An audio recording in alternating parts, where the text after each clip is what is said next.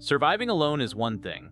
Surviving with friends is a completely different game. Co-op survival-based builders are at their best right now, and 2026 has no shortage of worlds worth conquering with your crew.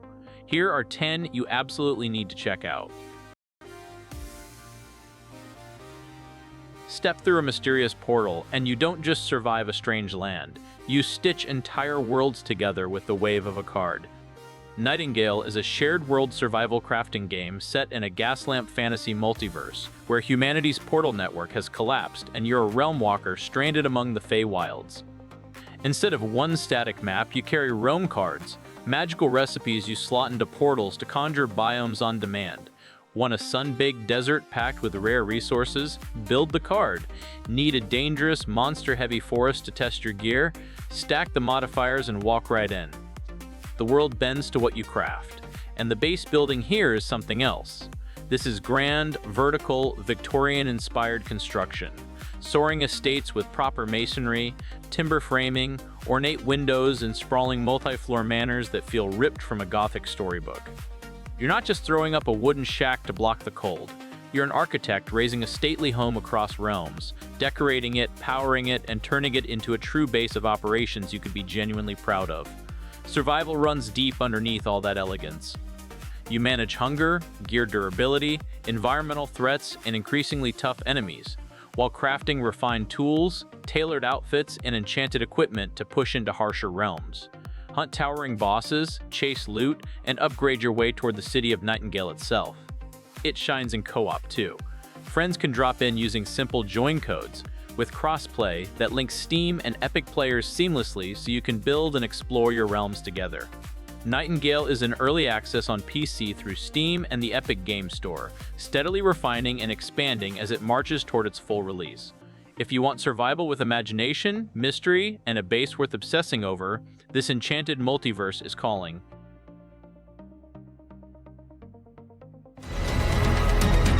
I truly think we're nearly there.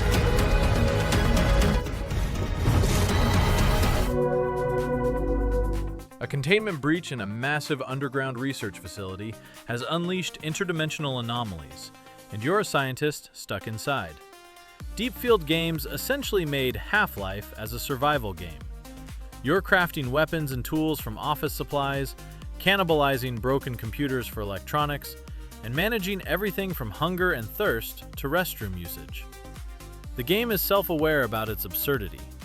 You're a scientist using your big brain to survive in a facility that's ripping apart at the seams, and there are portals opening to other dimensions. It hit 1.0 in July 2025, sits at 96% positive on Steam with nearly 53,000 reviews, and regularly gets content patches like the Cold Fusion update. If you want co-op survival with a sci-fi twist and a sense of humor about itself, Abiotic Factor is one of the freshest entries in the genre. Up to you. Stay safe.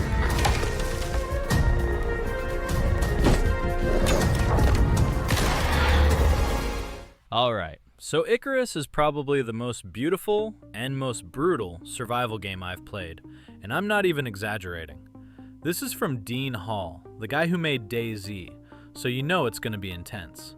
You're basically dropping onto this failed terraforming planet where literally everything wants you dead.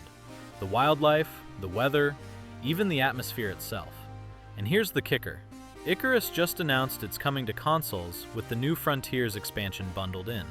Plus, they're dropping the Dangerous Horizons DLC soon with a whole new region called Elysium. The devs are insane with updates too. We're at week 217 plus with updates dropping every single week. That's commitment. But let's talk base building, because Icarus does it completely different from every other survival game. So here's the unique part. Icarus has 3 game modes now. There's missions, timed drops where your base gets wiped after, open world, permanent bases on the full map, and outposts, basically creative mode with no threats. This gives you options depending on your playstyle. The base building progression is legit satisfying. You start with thatch, which is basically sticks and grass. Don't even bother, storms will destroy it in seconds. Jump straight to wood at level 5. Wood is solid for early game, but here's the problem. Lightning strikes will set your base on fire. I've come back from mining trips to find my entire wooden house burning down. You need thwackers ready at all times. Then you unlock stone at level 15, which requires a masonry bench and iron components. Stone won't catch fire, but it's heavy and resource intensive. Late game, concrete and aluminum. Concrete is basically indestructible. Storms, lightning, nothing touches it. But getting the silica ore, stone, and steel, that's endgame grind. What's brilliant is the building stability system. Everything has color indicators. Blue is super stable, green is okay, red means it's about to collapse. You need beams and foundations as load-bearing structures, and concrete beams can support 10 to 11 floors vertically. It's like actual engineering. Location strategy is huge too. Flat ground is rare, so most players build multiple bases across different biomes. Pro tip: build at biome entrances so you can access different resources easily. Some players even run multiple characters spread across the map for efficiency. And the weather? Absolutely punishing. Storms will tear through weak structures, winds can collapse entire buildings, and you need to constantly monitor conditions. It's survival that actually feels like survival. Icarus in 2026 is looking insane. Between console launch, the new expansion, and those weekly updates, this game just keeps evolving.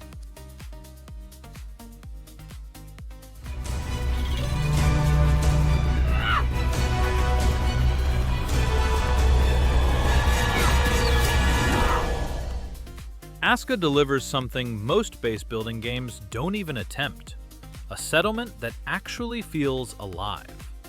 You're not just placing structures on a map, you're designing a functional village where every building serves a purpose in an interconnected production network. The building system gives you 28 different structure types to work with: upgraded farms with multiple field layouts, cooking houses that process raw ingredients into meals, builders' huts that let you coordinate construction projects, archery ranges and barracks for defense, bloomeries and workshops for crafting chains. Each building can be customized with functional furniture, storage solutions, and decorative elements to create your ideal settlement layout. What makes ASKA unique is how your base building integrates with villager management. You're not building in isolation. You're creating workspaces for NPCs who operate on actual schedules. Your village layout directly impacts efficiency. Place your warehouse near production buildings and watch resources flow smoothly. Design your crafting quarter with logical proximity between workshops. Build outposts on distant islands and connect them through market buildings for resource transfer. The February 2025 update expanded building possibilities significantly. The new Forester building lets you create sustainable lumber operations by replanting trees in designated zones. Cave entrance upgrades give you reinforced mining outposts. Explosive sacks add terrain modification options for refreshing resource deposits. These systems transform base building from static construction into dynamic settlement evolution. You can scale from compact 25 villager operations to sprawling 100+ population cities running 3-shift rotations.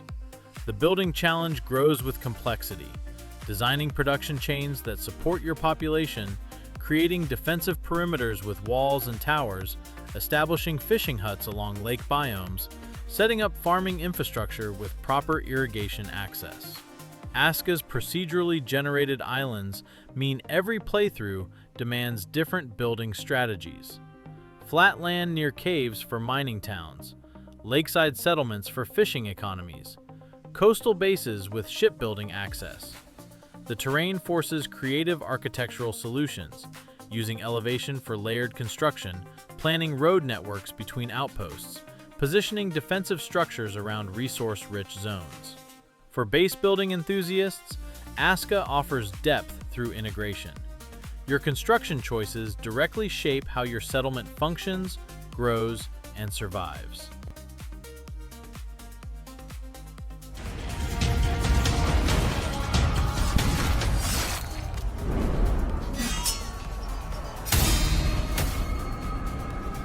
Okay, so Soulmask is honestly one of the wildest survival games I've played lately. You escape this crazy sacrificial ritual, find this mysterious ancient mask, and boom, you can literally possess other people's bodies. See an NPC with insane combat skills? Take over their body. That's your character now. The game just hit 750,000 players in early access and is launching full version 1.0 in spring 2026 with this massive Egyptian-themed DLC called Shifting Sands. We're talking customizable sand boats, Falcon-class airships, and new masks like Horus, Anubis, and Amun-Ra. The hype is real. But let's talk about what makes Soulmask's base building absolutely different from anything else. Here's where it gets crazy good.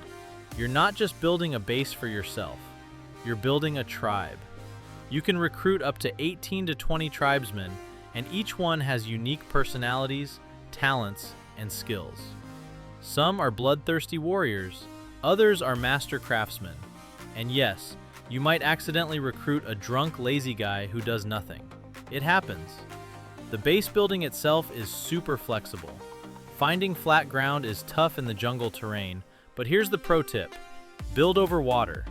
Water is naturally flat, and you can extend floors 3 tiles out from a foundation without support. That means one foundation can basically create a 7x7 cube. Insane value. Location is crucial too. Early game, stick near water sources. You get clay, wood, stone, and wildlife all in one spot. Mid-game, move closer to metal deposits and ancient ruins. Late game, you're setting up near barbarian camps for XP grinding while accessing premium resources. But the real game changer? Automation. Your tribesmen can run the entire base while you're AFK. Set up farming, harvesting, assembly line production, base patrol, automatic repairs, everything. They'll keep working, gathering resources, crafting items, even defending your base while you're out exploring or offline. It's like having a full production team working 24/7. You can even customize their jobs based on their proficiency levels. Got a tribesman with maxed mining stats? Put them on ore duty. Someone with high crafting? They're running your workshop. The AI is actually smart enough to handle complex workflows. And when you get that Torch of Eternity mask, you basically become immortal when possessing tribesmen. It's in-game flex material. Soulmask in 2026 is shaping up to be massive. Between the Egyptian expansion, the automation systems, and this unique possession mechanic, it's survival gaming with a completely fresh twist.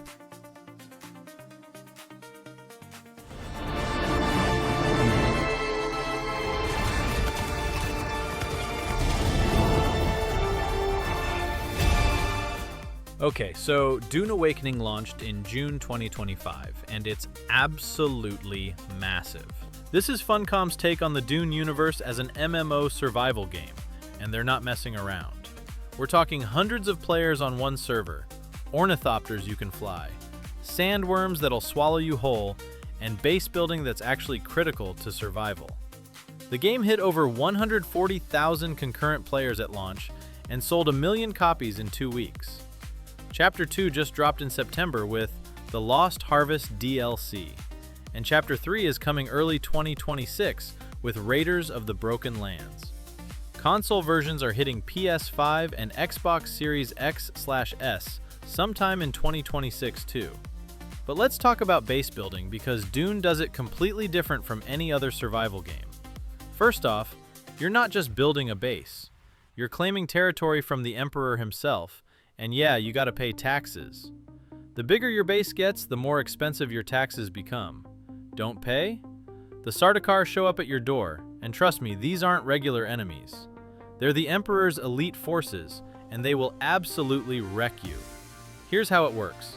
You place a sub-fief console using your construction tool, which claims your territory. Basic sub-fiefs are fixed size, but advanced sub-fiefs can be expanded with staking units vertically and horizontally. You can build 11 by 11 by 15 zones. You're limited to 3 bases total, but only 1 can be advanced. Location is everything. You want to build on rock formations, not sand. Why? Sandworms. If you're on sand, a worm can literally come up and destroy your entire base. Build on those rocky outcroppings and you're protected. Plus, you want to be near resource nodes and away from the deep desert unless you're feeling brave. The shield system is what makes Dune unique. Your sub-fief console generates a shield that protects your base from the weekly Coriolis storm, this massive sandstorm that wipes the entire deep desert clean every Tuesday. If your shield runs out of power, your base starts decaying. Other players can raid it. The storm destroys it. Game over. Power management is crucial. You need fuel-powered generators constantly stocked with fuel cells to keep shields up, water flowing from wind traps, and all your crafting stations running. Run out of power mid-storm, you're done. And the base reconstruction tool they just added in December 2025? Game changer. You can now migrate your entire base, all your buildings, inventory, vehicles, to a new server or location when servers merge. No more rebuilding from scratch.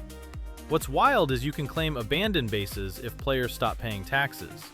See a sick base with machines already built? If there's no sub-fief console and shields are down, it's yours for the taking. Dune Awakening in 2026 is shaping up insane. With Chapter 3's endgame revamp coming and console launch on the horizon, this game's about to explode even bigger.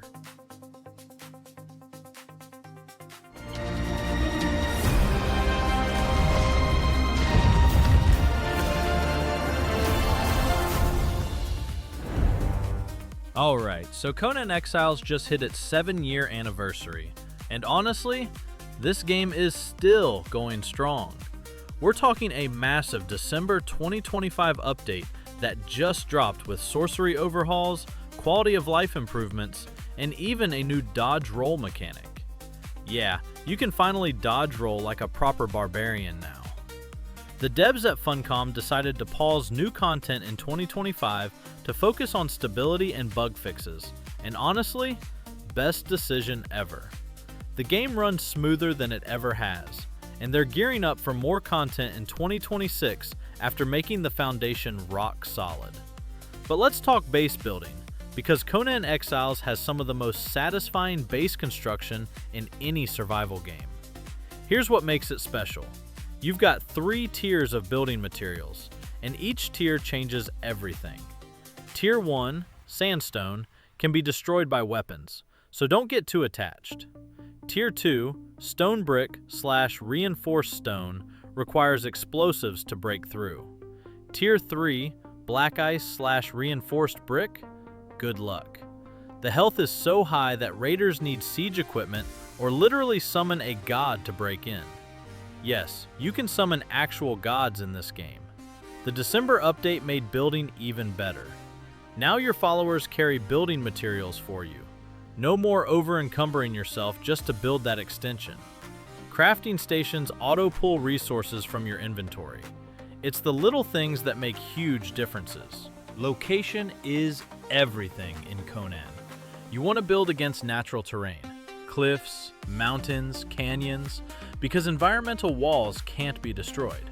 Smart players build into hillsides, so at least one side of their base is completely invulnerable. You're also looking for choke points, single entrance locations where you can funnel raiders into kill zones. The structural integrity system is brilliant. Every piece has a stability percentage shown with your repair hammer. Build too high without proper support, your entire tower collapses. You need pillars, beams, and proper foundation work. It's like actual engineering, and when you nail a massive tower build that stays standing, chef's kiss. And here's the pro strategy. Build multiple bases. Spread your loot across different locations so when, not if, you get raided, you don't lose everything. Keep sacrificial chests near crafting stations with junk loot so raiders grab that instead of your good stuff. The purge system adds another layer. Every 7 days, waves of NPCs attack your base based on where you built. Build in the north?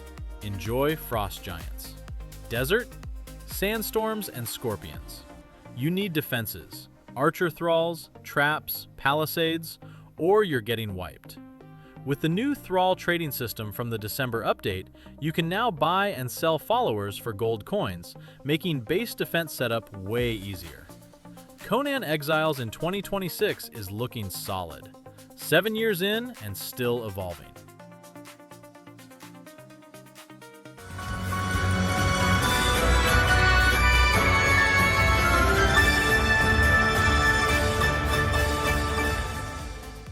Let's talk about Palworld, the survival game that broke the internet in early 2024 by combining creature collection with guns, automation, and base building.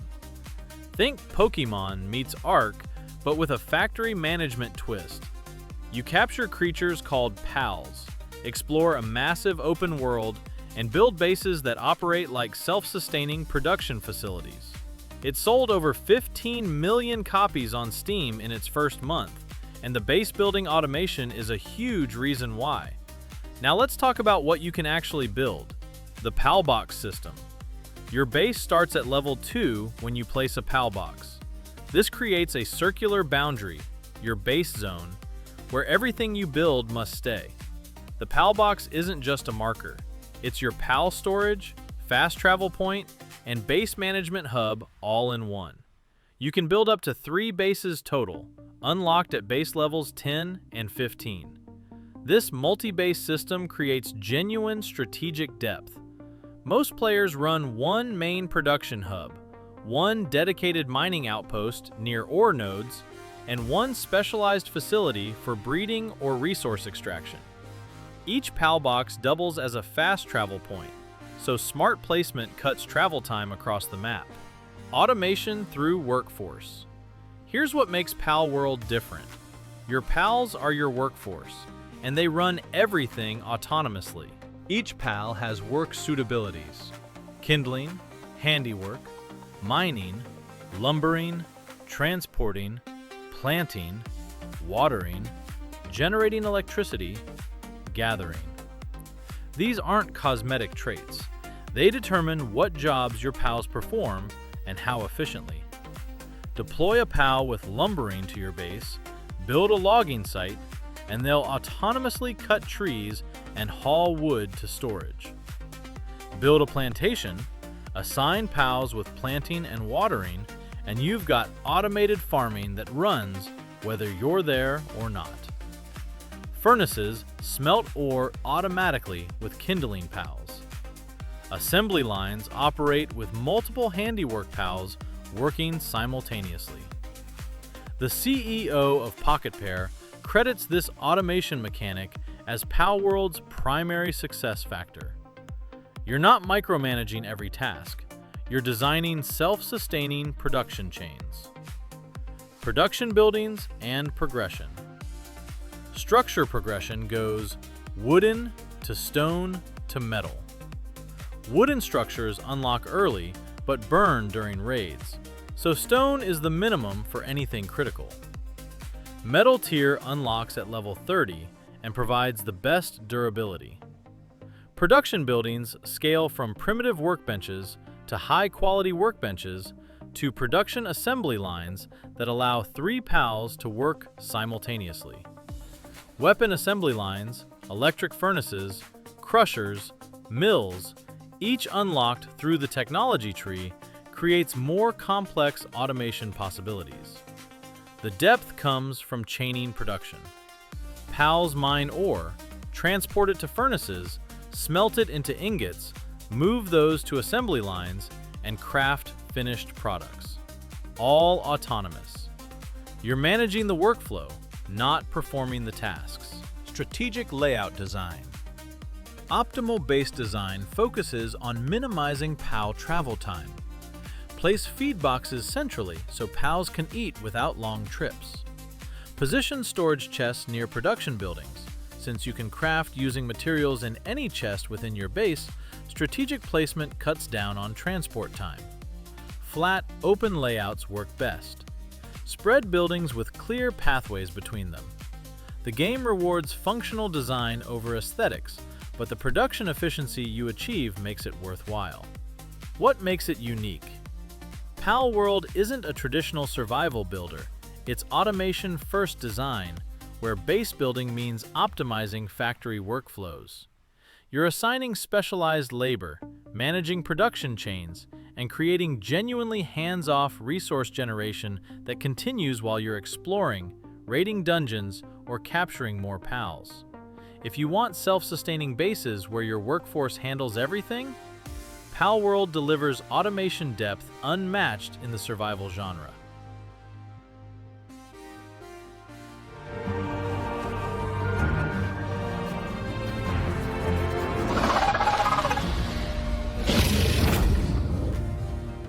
Enshrouded launched as this voxel-based survival action RPG set in the corrupted fantasy realm of Embervale. You wake up as a Flameborn, humanity's last hope, and you're immediately thrown into a world shrouded in deadly fog. The core hook? The shroud itself. These were time-limited danger zones, packed with hostile enemies and valuable loot. You had maybe 5 minutes max in the shroud before you died, which created this natural progression system where upgrading your flame altar extended your survival time. And look, credit where credit's due, the foundation was solid. The voxel building system at launch was already embarrassing other survival games. We had snap-to-grid mechanics that actually worked, terrain manipulation that let you carve mountains into fortresses, and freeform placement when you wanted to get creative. The grappling hook and glider made traversal feel incredible. You could zip across gaps, glide over terrain, and the double jump? Chef's kiss. The combat had 3 distinct archetypes: melee, ranged, and magic, with proper skill trees and a respec system that encouraged experimentation. The game launched with 5 biomes, level cap at 25, and 16-player co-op that actually worked at launch.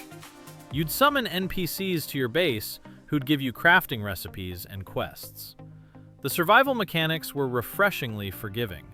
Hunger and thirst didn't kill you, they just affected your combat efficiency.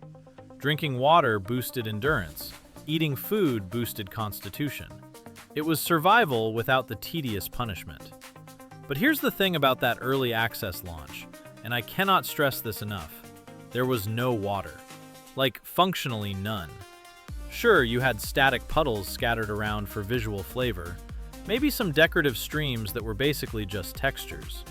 But water as a dynamic, interactive element didn't exist. You couldn't place it, couldn't manipulate it, couldn't build with it. For a survival base builder, that's a massive gap. Now fast forward to November 10th, 2025. The Wake of the Water update drops, and Enshrouded becomes genuinely unrecognizable. First off, actual water. Not decorative, not static. Fully dynamic, voxel-based, physics-simulated water that you can manipulate however you want. You can route rivers, create canals, build aqueducts, design waterfall systems, fill entire trenches. Water behaves like real water. It takes the shape of its container, flows downhill, fills empty spaces. You can place it anywhere with the portable water pump, or set up rain barrels to capture rainwater over time. But it gets better. They added the Veilwater Basin, a completely new late-game tropical biome located between the Albaneve summits and Blackmire. We're talking jungle temples, lagoons, beaches, and vast expanses of water with underwater ruins and dungeons. Swimming and diving mechanics completely change exploration. You can dive into any body of water now, navigate winding submerged tunnels, hunt for treasure in underwater caves. There's an oxygen system. You've got limited air, and if you run out, your health drains fast. The new gear, foods, and potions are specifically designed to combat the wet debuff you get from swimming and help you stay underwater longer. You've got an underwater grappling hook from the carpenter and a mining sieve from the blacksmith that functions as your underwater pickaxe. Because yeah, try swinging a regular pickaxe underwater. Fishing is now a full minigame.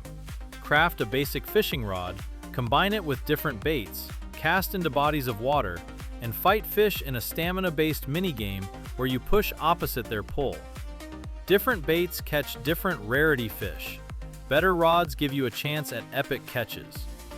Fish can be cooked at the new Seafood Grill crafting station, and we've got new workstations like the roaster, coffee brewer, and grind mill that use a force mechanic powered by windmills or water wheels. And the water wheel situation? That's where it gets interesting for us builders. You can create elaborate, flowing water systems, build elevated platforms, fill them with water using the pump, place water dispensers in walls to create waterfalls, and position water wheels underneath to generate force for your grind mills. The mechanics are legitimately complex. You can even build underwater bases by using flame altars to temporarily remove water, then quickly placing walls before it flows back in. There are water barrier walls that let you walk through while keeping water out. The building possibilities went from great voxel system to you can literally terraform and manipulate water physics. But they didn't just add water. The weapon and combat overhaul is massive. Weapons now actually match their thematic identity. Those ice-coated daggers that did 0 ice damage at launch? Fixed. Durability increased across the board. All previously unlocked lore weapons are now craftable at any tier, so you're not stuck with that weapon you loved at level 15. They added an entire greatsword weapon class. Enemies now drop powerful versions of existing weapons based on their level and rarity. And remember animal taming from the Souls of the Frozen Frontier update last November? You've got goats, yaks, dogs, cats, deer, and now capybaras, the docile, non-hostile creatures you can tame and bring back to your base. Build barns, create markets, breed offspring. The Veilwater Basin introduced the Drac, reptilian enemies equally dangerous on land and in water, plus giant crabs, water reptiles, and a whole new survivor NPC, Captain Melville, who specializes in fishing. So when I say Enshrouded is unrecognizable from its January 2024 launch, I mean it literally. This went from a solid voxel survival game with great building mechanics and no water, to having arguably the best water implementation in any survival game on the market right now. The ability to manipulate water dynamically, build underwater bases, create complex irrigation systems, combine water wheels with grinding mechanics. That's not an update. That's a fundamental transformation of what the game is. The base Enshrouded player from early 2024 would log in now and spend the first hour just experimenting with water physics. The game that launched with 5 biomes and the level 25 cap now has multiple massive biome additions, a level 45 cap, fishing, taming, dynamic weather, great swords, and water that flows like actual water. That's what happens when developers commit to their early access roadmap and actually listen to their community. Water was the most requested feature. They delayed the update from October to November 10th specifically to get it right. And from everything we've seen, they got it very right.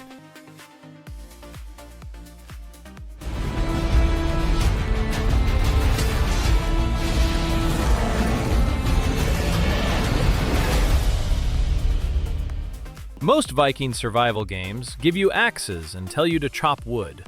Valheim hands you a hammer and says, "Prove you're worthy of Valhalla by building a mead hall Odin himself would envy."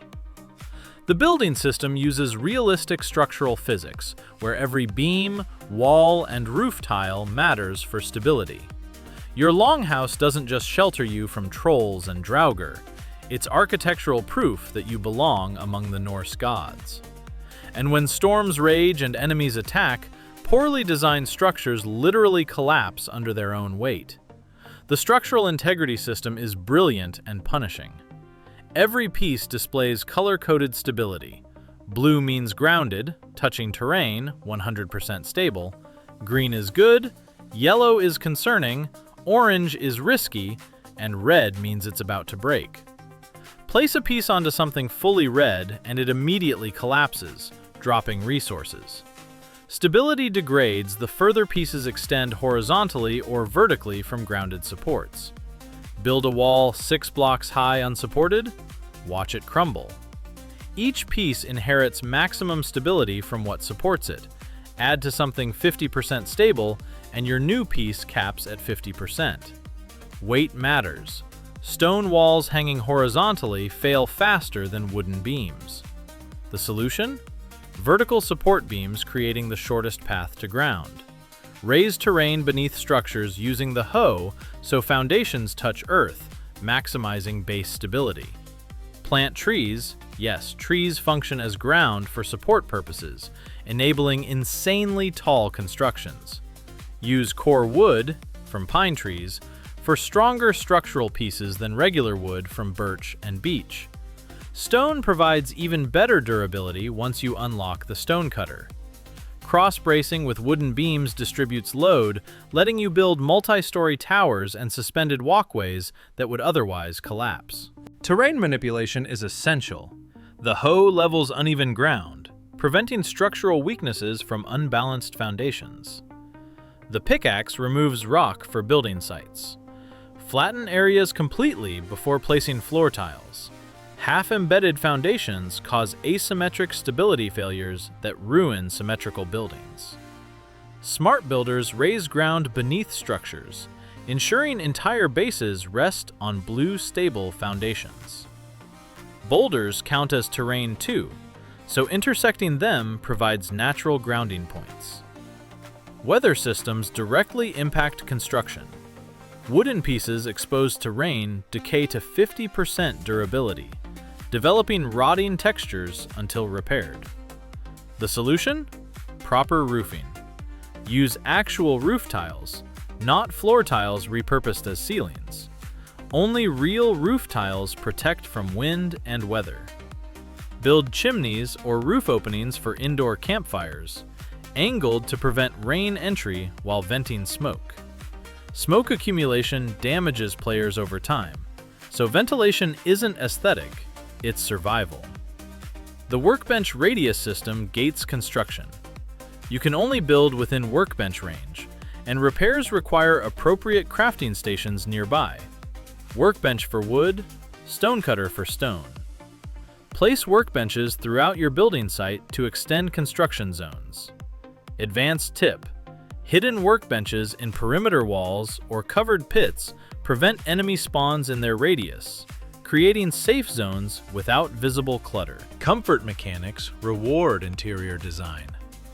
Furniture, like beds, benches, chairs, banners, and rugs, increase comfort levels up to 17+, extending the rested buff duration, vital for stamina regeneration, to 24 minutes. A well-furnished mead hall isn't cosmetic, it's mechanical advantage. Use partitions and half-walls to contain furniture without visual clutter. Place beds near campfires for spawn point functionality. Hide fireplaces in stone walls, preventing smoke damage while maintaining warmth.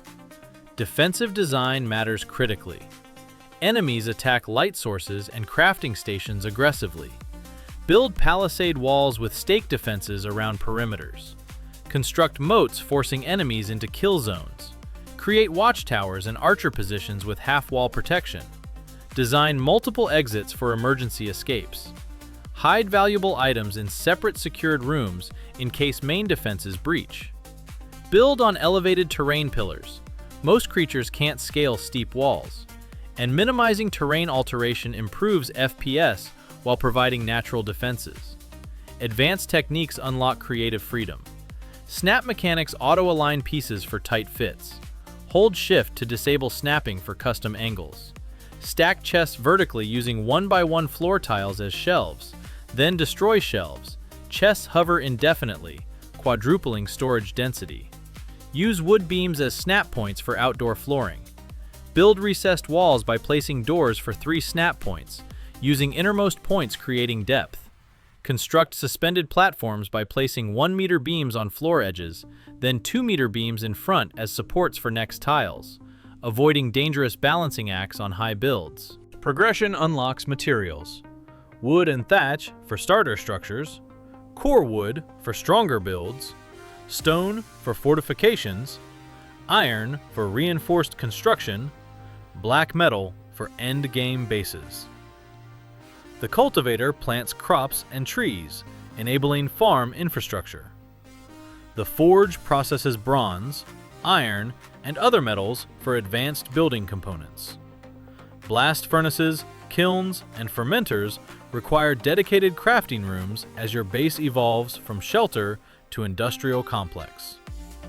Viking aesthetics emerge through careful design. Traditional longhouses stretch 10 by 15 meters with internal campfires, cooking stations, beds aligned along walls, and roof beams hiding straw textures. Build on hills for visibility and prestige. Vikings displayed wealth through impressive hilltop structures visible from distances. Palisades with round edges, though they take rain damage without coverage. Mead halls with high ceilings, decorative shields, banners displaying faction colors. Throne rooms and treasure vaults. Dungeons for containing Grey Dwarfs, seriously. For base builders who want construction where physics actually matters. Where structural engineering determines whether your mead hall survives or collapses during the next troll raid, and where proving your worth to Norse gods means building architecture worthy of Valhalla. Valheim delivers Viking survival with genuine architectural stakes. Your longhouse isn't decoration, it's testament to your engineering skill, and Odin is watching. There's never been a better time to grab some friends and start building. Subscribe for more and drop your favorite in the comments below.